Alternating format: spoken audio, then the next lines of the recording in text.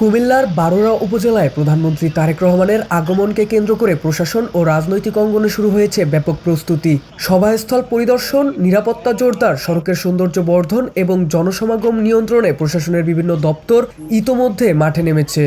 সফর উপলক্ষে এলাকায় উৎসবমুখর পরিবেশ বিরাজ করছে।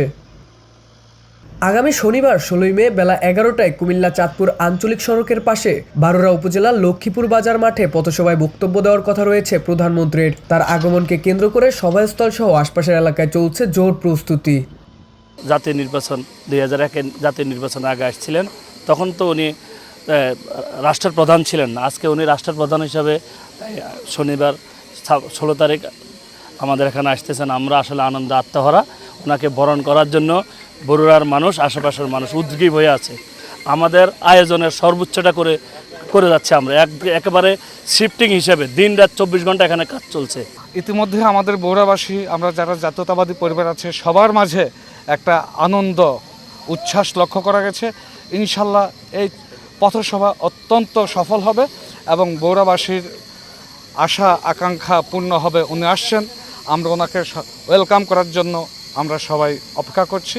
আমাদের কুমিল্লার সকল মন্ত্রীরা মিলে আমাদের প্রাণের দাবি কুমিল্লা বিভাগ, কুমিল্লা নামী কুমিল্লা বিভাগ, সেটা বাস্তবায়ন ইনশাল্লাহ অতি সন্নিকটেই হবে মাননীয় প্রধানমন্ত্রীর কাছে, সেটা আমাদের প্রত্যাশা।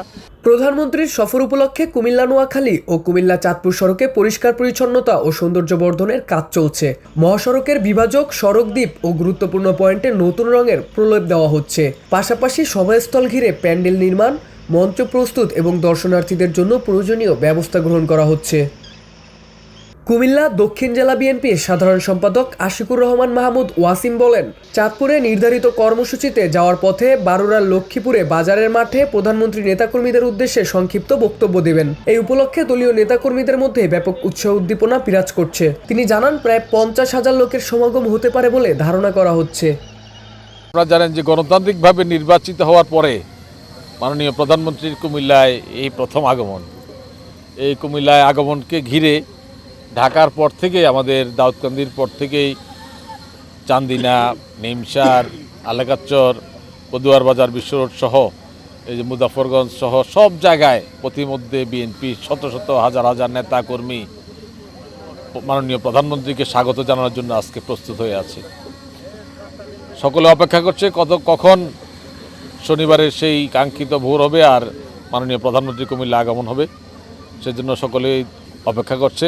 কুমিল্লার জেলা প্রশাসক রেজা হাসান বলেন, প্রধানমন্ত্রীর আগমন উপলক্ষে সভাস্থল সরজমিনে পরিদর্শন করা হয়েছে এবং এসএসএফ এর সঙ্গে সমন্বয় সভা অনুষ্ঠিত হয়েছে। একটি সুশৃঙ্খল ও নিরাপদ অনুষ্ঠান আয়োজনের লক্ষ্যে জেলা প্রশাসনের পক্ষ থেকে সার্বিক প্রস্তুতি নেওয়া হয়েছে।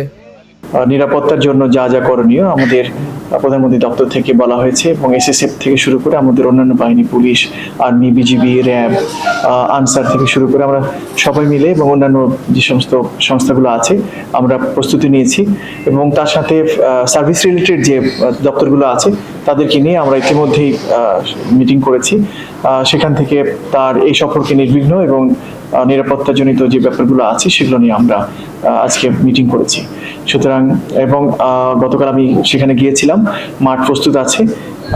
আমরা আশা করি যে ওনার যে সফর, সেই সফরের অংশ হিসেবে যে পথসভাটা হবে সেটা সুষ্ঠুভাবে সম্পন্ন হবে। এই জন্য যা যা প্রস্তুতি দরকার আমাদের করছি এবং জেলা বিএনপির পক্ষ থেকে এবং উপজেলা বিএনপির পক্ষ থেকে নেতাকর্মীরা সেখানে আছেন এবং তারা সেই দায়িত্বে আছে।